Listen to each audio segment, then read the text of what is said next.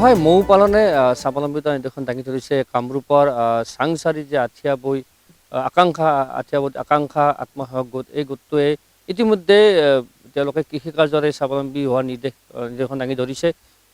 এতিয়া আৰম্ভ কৰিছে তেওঁলোকে মৌ পালন। আকাংক্ষা কৃষি গোটৰ যিসকল সদস্য, এই সদস্যসকলে ইয়াত সৰিয়হ খেতি কৰিছে আৰু সৰিয়হৰ খেতিৰ লগত তেওঁলোকে লগাইছে মৌৰ বাহ। আৰু এই মৌৰে তেওঁ ইতিমধ্যে কেইবা কুইণ্টল মৌ তেওঁলোকে উৎপাদন কৰিব সক্ষম হৈছে। অসম যি কিষাণ মৰ্চাৰ ৰাজ্যিক সম্পাদক ৰঞ্জিত ভট্টাচাৰ্যৰ নেতৃত্বত এসকলে আৰম্ভ কৰিছিলে এই আকাংক্ষা গোট। এই আকাংক্ষা গোটৰ সদস্যসকলে এনেদৰে তেওঁলোকে জৈৱিকভাৱে তেওঁলোকে খেতি কৰি এক আদৰ্শ দাঙি ধৰিছিলে।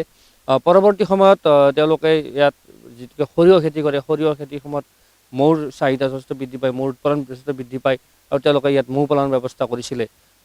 যিহেতু মোৰ লগত উপস্থিত আছে এই যে মৌ পালনৰ লগত জড়িত ব্যক্তিসকল, তেওঁলোকৰ ওচৰলৈ দাদা, আপোনাৰ ওচৰলৈ আহিছোঁ।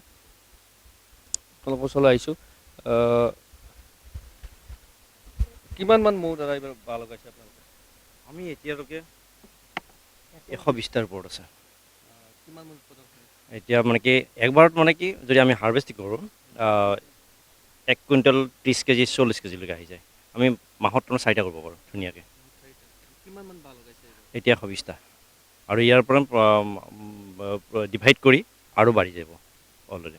মানে মৌ যেতিয়া সৰিয়হবোৰ ফুলে, হয়, তেতিয়া মৌৰ উৎপাদনটো বৃদ্ধি পায় আৰু মানে কি যেতিয়া কি বোলে আমাৰ সৰিয়হৰ যিটো ৰেণু যে মৌৱে খাই দিয়ে, তাৰ দানাটো সহজে ডাঙৰ হয়। হয়, দানাটো ডাঙৰ হয় আৰু ডাঙৰ হোৱাৰ লগে লগে উৎপাদনটো আমাৰ সৰিয়হৰো বেছি হৈ যায়। মানে আৰু এটা কথা কওক, মৌৰ বজাৰটো কেনেকুৱা? মৌৰ বজাৰটো বঢ়িয়া আৰু লোকেল মৌ বুলি ক'লে মানুহে আগ্ৰহেৰে লৈ যায়। বজাৰত যিবিলাক বিচনীত মৌ ভেজাল লৈ যায়, তো আমাৰ এইখিনি কি হৈছে, আমাৰ এতিয়ালৈকে মৌ হাতত নাথাকে। আজি পাৰিছোঁ, কালি পৰহি গোটেইখিনি শেষ হৈ যায়। মানে কি তেনেকৈ মানে কি প্ৰত্যেকৰে ঘৰৰ আলহী অতিথিয়ে বিচাৰে, তেনেকৈ আমি নিজাববীয়াকৈ বিক্ৰী কৰি আছোঁ এতিয়ালৈকে। যি আপোনালোকৰ যে আকাংক্ষা কৃষি গোট, এই কৃষি গোটে ইতিমধ্যে জৈৱিকভাৱে খেতি কৰি এটা বিশেষ নাম তেওঁলোকে অৰ্জন কৰিছে। তাৰ পৰৱৰ্তী সময়ত আমি দেখিবলৈ পাইছোঁ যে আপোনালোকে মৌ পালন আৰম্ভ কৰিছিলে। 4 বছৰ মৌ পালন কৰিলে। ইয়াত কিমানমান সদস্য ইয়াত জড়িত? আমি আকাংক্ষাৰ 21 জন আছোঁ আৰু মহিলা মৌচা বুলি এটা গোট আছে, তেওঁলোকৰ 6 জন আছে। আমি তেওঁলোককো লৈ আহিছোঁ যে আমাৰ লগত আহা, এনেই ঘৰত বহি থকা কি এদিনৰ কাৰণে মানে 4 ঘণ্টা সময় দিয়া, বাকীখিনি আমি যেনেকৈ কৰিব লাগে কৰোঁ। আৰু তেনেকৈ আমি গোটেই ডেকা ল'ৰাকেইটা আমি লাগি থাকোঁ। মহিলাখিনি আজি হাৰ্ভেষ্টিং কৰি আছোঁ, তেওঁলোক আহিছে।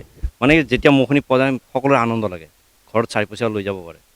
মৌটো ক'ত বিক্ৰী কৰে? আমি ভোগালী মেলাত আমি প্ৰতি বছৰে গৈ আছোঁ, তাতে 2-3 কুইণ্টললৈকে বিক্ৰী হৈ আছে। আৰু বাকী যিখিনি ৰয় মানে আমি নিজাকৈ বিক্ৰী কৰি দিওঁ। মাৰ্কেট লোৱা ব্যৱসায় মাৰ্কেট মানে কি দোকানত কোনো দিয়া নাই, নিজাকৈ লৈ গৈছে চবে, মানুহে লৈ যায়। এতিয়া আমাৰ 3.5 লাখ টকা আহি যায় 4 মাহৰ ভিতৰত এটা ছিজন। মানে কি আমাৰ নৱেম্বৰ যে আমি লগাওঁ, এপ্ৰিলত আমাৰ ক্ল'জ হৈ যায়, মাৰ্চৰ লাষ্ট মাজত ক্ল'জ হৈ যায় আমাৰ। এটা বৰ্ষত তেওঁলোকে 3 লাখলৈকে টকা উপাৰ্জন কৰিবলৈ সক্ষম হৈছে মৌ পালন কৰি, য'ত দেখিবলৈ পোৱা গৈছে সম্পূৰ্ণ জৈৱিকভাৱে তেওঁলোকে ইয়াত মৌ পালন কৰিছে। মহিলা আছে, আপোনালোক বাইদেউ অকণমান আগুৱাই আহক। কেনেকুৱা আপোনালোকৰ? ভালে, আমি মৌ পালন কৰি বহুতখিনি লাভৱান হৈছোঁ। ইয়াৰ পৰা ঘৰৰ কাম কৰাৰ লগতে মৌ পালনৰ ব্যৱস্থা, ঘৰৰ কাম গোটেইখিনি কৰি শেষ কৰি থৈ আহি আমি মৌৰ হাৰ্ভেষ্টিং কৰোঁ। ইয়াত 4 ঘণ্টা 5 ঘণ্টা আমি ইয়াত লাগি দিওঁ হাৰ্ভেষ্টিঙত। মৌবিলাক আপোনালোকে বিক্ৰী কৰে? আমিও বিক্ৰী কৰোঁ, তাৰপিছত বাহিৰৰ পৰা মানুহ আহিও লৈ যায় ঘৰৰ পৰাই। হয়, এনেদৰে এই যে চাংচাৰিৰ যি আঠিয়াবোৰ আকাংক্ষা কৃষি গোট, এই কৃষি গোটৰ সদস্যসকলে এনেদৰে তেওঁলোকে পালন কৰিছে, মৌ পালন কৰিছে। আৰু এই মৌ পালন কৰি তেওঁলোকে জানিবলৈ দিছে যে বছৰত 3 পৰা 4 লাখ টকালৈকে তেওঁলোকে উপাৰ্জন কৰিবলৈ সক্ষম হৈছে। যিহেতুকে সৰিয়হ খেতি কৰে, সৰিয়হ খেতিৰ লগে লগে এই তেওঁলোকে মৌ পালন ব্যৱস্থা কৰিছে। আমিও আশা কৰিছোঁ যাতে যি নিবনুৱা সমস্যা যি ভাৰতবৰ্ষ ৰাজ্যখনত এনেদৰে সকলোৱে ওলাই আহি এনেদৰে তেওঁলোকে ব্যৱসায় কৰি স্বাৱলম্বী হোৱাৰ এক নিদৰ্শন দেখা পোৱা গৈছে।